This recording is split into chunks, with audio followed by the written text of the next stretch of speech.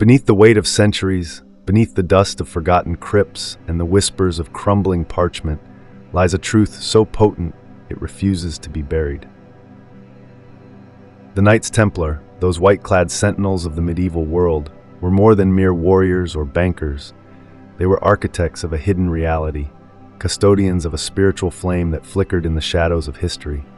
To speak of them is not merely to recount battles or treasure hunts, but to step into a labyrinth where every turn reveals another layer of meaning, another echo of a mission that transcended kingdoms and perhaps even time itself.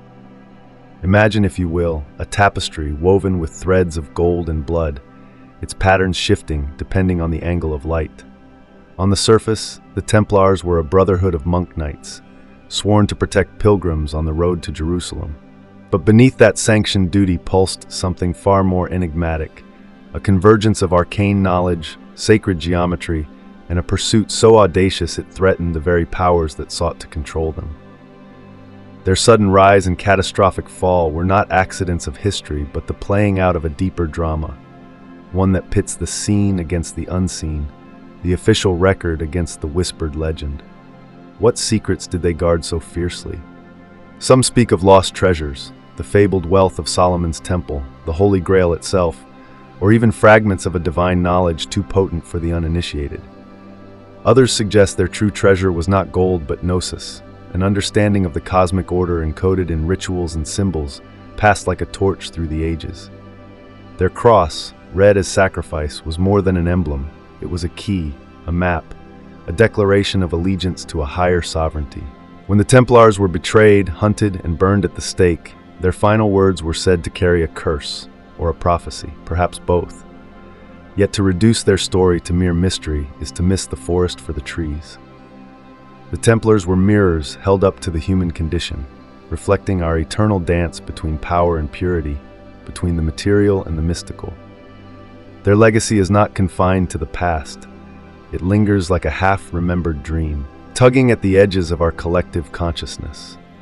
In their rituals, we see the universal human yearning to touch the divine. In their persecution, we recognize the age-old pattern of institutions fearing what they cannot comprehend. And in their rumored survival, we find hope that some truths are too resilient to be erased by fire or decree. This is not just a journey into history, but an excavation of the soul. The Templars did not merely exist in the world. They sought to reshape it, to bridge heaven and earth in a way that would forever alter the trajectory of human aspiration. To walk their path is to ask uncomfortable questions. Who controls the narrative of truth? What is the price of enlightenment? And what might still lie hidden, waiting for those with the courage to seek? The shadows grow long, and the air is thick with the scent of old parchment and older secrets. The door to the Templars' world stands ajar, but crossing its threshold demands more than curiosity. It requires a willingness to see beyond the veil of the ordinary. For those who dare, the journey begins now. To step into the world of the Knights Templar is to enter a realm where nothing is as it seems, where history, myth, and esoteric truth intertwine like the serpentine paths of an alchemical labyrinth. Their story is not one of simple chronology, but of layered meanings, each stratum revealing another facet of their enigmatic purpose. At the heart of their existence lay three inextricable pillars: secrecy as a sacred duty, wealth as a spiritual tool, and a mission that extended far beyond the borders of Christendom. These were not men who merely wore crosses upon their mantles. They bore the weight of a hidden covenant, one that demanded both martial discipline and mystic insight. Consider first the nature of their secrecy, not the crude concealment of thieves or conspirators, but the deliberate, luminous obscurity of initiates guarding a flame too bright for the unready eye. Their rituals, whispered to have been conducted in the dead of night within the preceptory's deepest chambers, were not empty theatrics, but living transmissions of an ancient current. Some say these rites drew from the Essenes, the Sufis, or even older streams of wisdom, blending the warrior's resolve with the sage's vision. When a Templar swore his oaths, he did not merely pledge loyalty to a human order. He bound himself to a chain of transmission stretching back to the dawn of sacred knighthood. The famed idol they were accused of worshipping, Baphomet, was likely no demon, but a cipher, a symbolic key to the very mysteries that would later be distorted by their persecutors.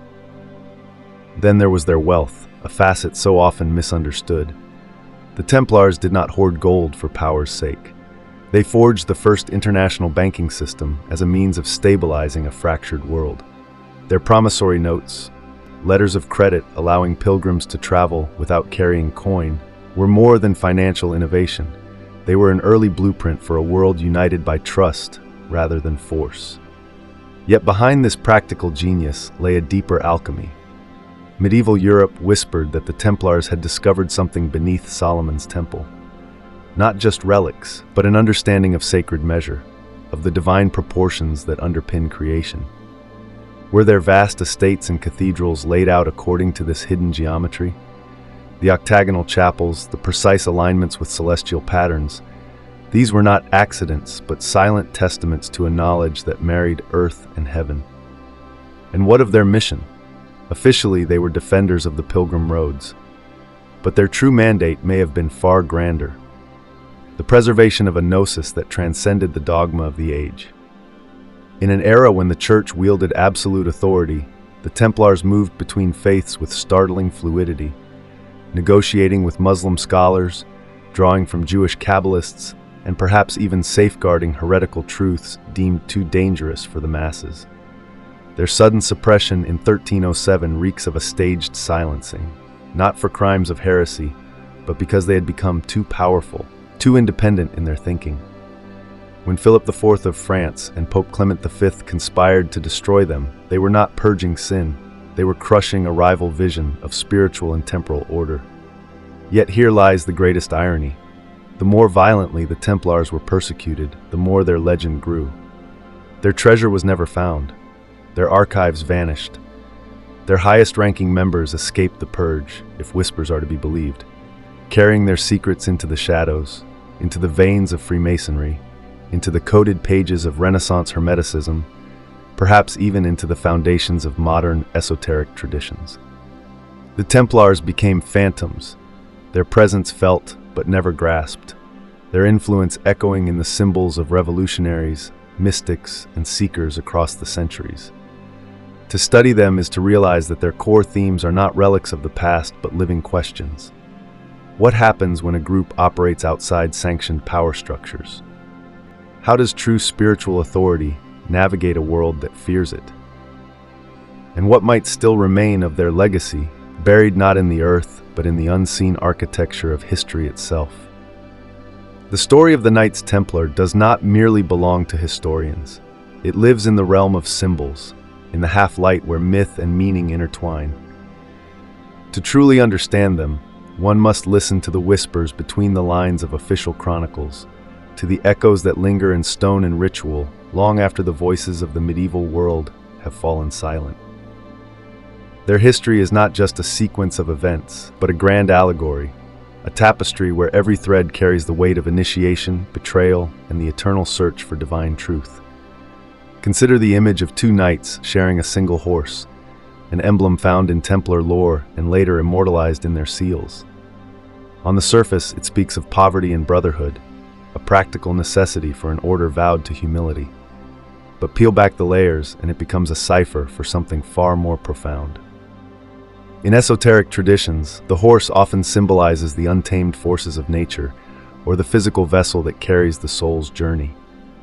Two riders upon one steed, then, suggests a harmony of opposites, the merging of warrior and monk, action and contemplation, the earthly and the celestial. It is an image of balance, a silent testament to the Templar ideal, the perfect marriage of might and mysticism. Then there are the ruins of their commanderies, those scattered fragments of a once vast network. Walk through the remains of a Templar chapel and you will feel it, the peculiar resonance of spaces designed not just for prayer, but for something more ineffable. The octagonal churches mirroring the Dome of the Rock in Jerusalem were not accidental choices. The octagon is a shape suspended between the square, earth, and the circle, heaven, a geometric bridge between realms. Some say these structures were silent conductors of energy, aligned with ley lines or celestial patterns, designed to amplify the spiritual work conducted within their walls. The very stones seem to hum with the memory of rituals lost to time, perhaps the whispered invocations, the chanting of psalms in the dark, or the silent meditation before the veiled mysteries they guarded. And what of their sudden fall? The arrests on Friday the 13th, the confessions extracted under torture, the flames that consumed Jacques de Molay. These are not just historical events, but mythic motifs retold across cultures. The betrayed hero, the martyr whose dying words carry the weight of prophecy, the treasure that vanishes at the moment of destruction. These are the threads of an archetypal drama. De Molay's legendary curse, calling both Philip IV and Clement V to face divine judgment within a year, a prophecy that eerily came to pass, echoes the ancient idea that true power cannot be destroyed, only transformed. The Templars in their demise became something greater than themselves, a symbol of resistance against tyranny, of esoteric knowledge surviving persecution, of the indomitable spirit that outlasts even the most concerted efforts to erase it. Perhaps the most tantalizing narrative, though, is that of their rumored survival. From the Scottish Highlands to the Portuguese Order of Christ, from the hidden vaults of Rosslyn Chapel to the secret societies of the Enlightenment, the Templars seem to slip through the fingers of history like smoke. Were these mere legends, the wistful longing for a lost golden age, or do they point to something more, an unbroken chain of guardians, passing the torch of their knowledge through the centuries under new names, new disguises? The idea is seductive because it speaks to a universal human yearning, the hope that light, once kindled, can never truly be extinguished. In the end, the Templars' deepest symbolic narrative may be this: that every age has its guardians of the hidden, its keepers of the flame that burns just beyond the sight of the masses. Their story invites us to look beyond the surface of history, to listen for the echoes of something older and wiser than the official record. For if their legacy teaches anything, it is that the most powerful truths are not written in ink, but in symbols, waiting for those with eyes to see. The whispers of the Templars do not belong solely to the past. They echo through the corridors of modern life, offering unexpected keys to navigating our own labyrinthine world. Their legacy is not merely a relic to be admired behind museum glass, but a living current that still pulses beneath the surface of history, waiting to be tapped by those who recognize its patterns. To engage with their story is not simply to indulge in romantic mystery, but to uncover practical wisdom for our own age of upheaval and hidden architectures of power. Consider first their mastery of networks, both visible and invisible. The Templars created the medieval world's most sophisticated financial and logistical system, a web of commanderies, trade routes, and diplomatic channels that spanned continents. In an era of fragmentation, they thought like a global entity before the concept existed. Today, their model speaks to the power of decentralized yet interconnected systems. How small, disciplined nodes of operation can wield outsized influence when united by shared purpose. In an age where information is currency and trust is the rarest commodity, their ability to build and sustain an international network based on oaths and reputation offers a striking counterpoint to our fragile digital ecosystems built on fleeting transactions. Their fall also serves as a cautionary tale about the perils of becoming too visible, too threatening to entrenched power structures. A lesson with sharp relevance for modern disruptors and truth-seekers navigating institutional resistance. Their approach to knowledge preservation holds equally potent lessons. The Templars likely served as curators of esoteric traditions during a time when such wisdom was systematically eradicated. They understood that dangerous truths must be encoded in architecture, in art, in rituals that could be passed down without attracting the scrutiny of hostile authorities. In our era of digital surveillance and algorithmic manipulation, their methods of concealment in plain sight take on new urgency. The way they nested radical ideas within acceptable frameworks, Christian symbolism masking deeper Gnostic insights, mirrors the challenges faced by modern truth-bearers operating under increasingly sophisticated systems of censorship. Their survival strategy teaches the art of semantic camouflage, how to communicate vital knowledge to those prepared to receive it while remaining unreadable to those who would suppress it. Then, there is the spiritual dimension of their warrior ethos. perhaps their most vital gift to our fractured modern consciousness. The Templar was both monk and soldier, a paradox that points toward an integrated way of being we desperately need today.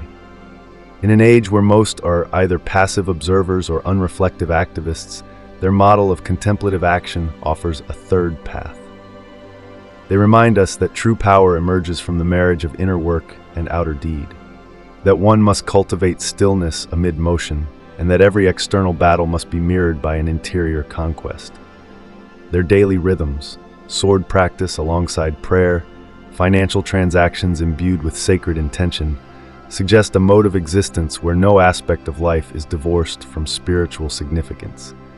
This is no medieval fantasy, but a pressing prescription for modern malaise, how to live with purpose in a world that constantly distracts and divides. Even their rumored treasures hold contemporary relevance beyond the literal hunt for gold. If, as some speculate, their true wealth was knowledge, sacred geometry, healing arts, psychological insights, then their legacy challenges our modern definitions of value. In an economy obsessed with quantitative growth, the Templar perspective whispers that real abundance might lie in qualitative transformation, in the kinds of understanding that cannot be commodified but which fundamentally alter human possibility. Their hypothetical survival through the centuries as an underground stream of initiates suggests that cultural change often happens not through mass movements, but through patient, unseen transmission from keeper to seeker across generations. Perhaps most importantly, the Templar story invites us to re-examine our relationship with power itself. They rose to become kingmakers and fell when they forgot that all temporal power is fleeting. Their trajectory illustrates the perennial dance between influence and integrity, between building structures and becoming trapped by them. For modern individuals navigating corrupt systems, their example poses uncomfortable questions. How does one engage with power without being corrupted by it? When does institutional participation become complicity? And what might principled resistance look like in an age more sophisticated than the stake and the sword? The Templar's greatest practical lesson may be this: that the most subversive act is to remember what others have tried to erase, and to keep alive the flame of forbidden knowledge until the world is ready to receive its light. In our time of manufactured narratives and digital amnesia, this custodial role takes on fresh urgency. Their story is not finished. It is an invitation to become part of its next chapter. The twilight of the Templars was not an ending, but a metamorphosis, their white mantles dissolving into the mists of history, only to reappear as threads in the tapestry of countless subsequent revolutions, both spiritual and temporal. Their story resists closure because it was never truly about them as individuals, but about the perennial human struggle to bridge the seen and unseen worlds, to protect fragile truths in hostile ages, and to walk the razor's edge between earthly power and higher allegiance. As we stand at our own historical crossroads, their legacy ceases to be mere history and becomes a mirror, revealing both our collective forgetting and our dormant potential. What makes the Templar narrative so endlessly compelling is that it lives in the liminal space between what was and what might have been, and by extension, what still could be. Their suppressed history whispers a dangerous question. What if the world we've inherited was shaped not by the victors who wrote the chronicles, but by the vanquished who encoded their vision in symbols, waiting for future generations with eyes clear enough to see? The octagonal chapels, the cryptic initiations, the rumored treasures, these were never just artifacts of a dead past, but signposts left for those who would continue the journey. This is where history transforms into invitation. The Templars' most radical proposition was that human beings could operate simultaneously in multiple dimensions, as bankers and mystics, warriors and monks, builders of systems and keepers of secrets. In our era of pathological specialization, their example shatters the artificial divides between spiritual and practical, between contemplation and action. They demonstrated that true power arises not from choosing between opposites, but from holding the tension between them, a lesson our fractured modernity desperately needs. Consider how their story reframes our current crises. When institutions crumble, as the medieval church did in their time, when truth becomes as contested as it was during their trials, when new technologies disrupt old power structures as their banking system once did. We are not facing unprecedented chaos, but another turn of an ancient wheel. The Templars teach that such moments are not just dangers, but initiatory gateways. Their example suggests that the way forward lies not in naive hope nor cynical withdrawal, but in what we might call sacred pragmatism, the ability to navigate collapsing systems while keeping sight of eternal verities. This brings us to the transformational heart of their legacy. The real Templar treasure was never a chest of gold or a chalice of legend, but a living transmission, a way of being in the world that married unshakable inner sovereignty with outer effectiveness. To claim this inheritance requires no romantic medievalism, but rather the courage to become, in our own way, modern Templars, guardians of what matters, builders of new structures within the shell of the old, and most importantly, keepers of the flame of consciousness itself. The call embedded in their history is not to recreate their order, but to resurrect their essence, to recognize that every age needs those who can stand between worlds, who can wield both sword and scroll, who can build temporal power without becoming enslaved by it. In an era where attention is the new territory and information the new currency, we are all confronted with Templar choices.